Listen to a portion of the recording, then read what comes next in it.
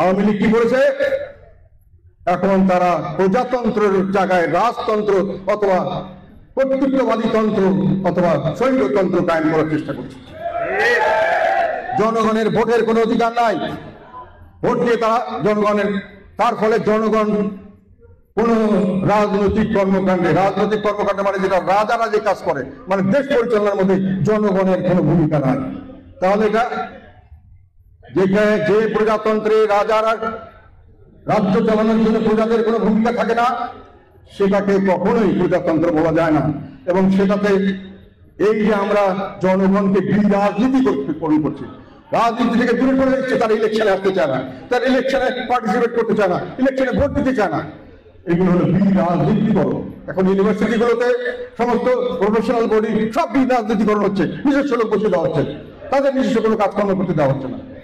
এই রাজনীতিকরণ হলো মুক্তিযুদ্ধের চেতনার সর্বাত্মকভাবে বিপক্ষে এবং স্বাধীনতার চেতনার সর্বাত্মকভাবে বিপক্ষে। যখন আওয়ামী লীগ প্রজাতন্ত্রের রূপ থেকে নামিয়ে দেওয়ার চেষ্টা করে, এই কাজ হয়েছে আওয়ামী লীগ, তারা রাজনৈতিক দলের চরিত্র হয়ে গেছে। সামনের দিকে আমাদেরকে যদি রাজনীতি জিততে হয়, তাহলে সত্যিকার অর্থেই গৃহপালিত বিরোধী দল থেকে বেরিয়ে আসতে হবে।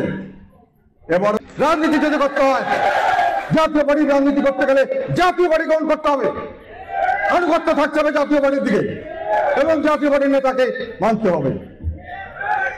জাতীয় পার্টির নেতাকে যদি না মানেন, ভোটে তাকে আরেকজনকে নেতা করেন, তাকে মানতে হবে। আপনি আওয়ামী লীগের নেতাকে মানবেন, আওয়ামী লীগের পোস্টার দিয়ে নির্বাচন করবেন, ছবি দিয়ে, আর জাতীয় পার্টিকে ব্যবহার করবেন, এই অন্যায় সহ্য করা হবে না। আমরা গৃহপালিত বিরোধী দল হব না। যে কয়েকজন থাকবো সেটা দিয়েই আমরা দেশ ও জাতির কল্যাণে কাজ করে যাব। আপোষনামিতা করে গৃহপালিত হয়ে গাড়ি বাড়ি লাভ নেই। এটার একটা সীমা আছে, আমাদেরকে সেখান থেকে উঠে আসতে হবে, না হলে রাজনৈতিক ভাবে হারিয়ে যাবেন। সেই জন্য আপনাদের কাছে ডেকে এনেছে এই কথাগুলো বলার জন্য। এবং আমি চাই এগুলো আপনারা অন্তর থেকে বুঝেন, অনুপ্রস্ত থাকে করবেন, আর বড় বড় কালে বক্তৃতা দিবেন কিভাবে আর সামনের দিকে দলকে সংগঠিত করবেন।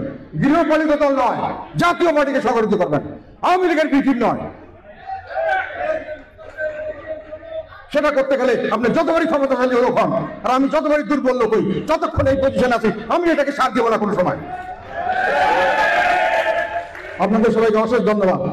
আমাদের নেতা আল্লাহ হোসেন মোহাম্মদ এরশাদ চিরদিন জনগণের মনে অমর হোক।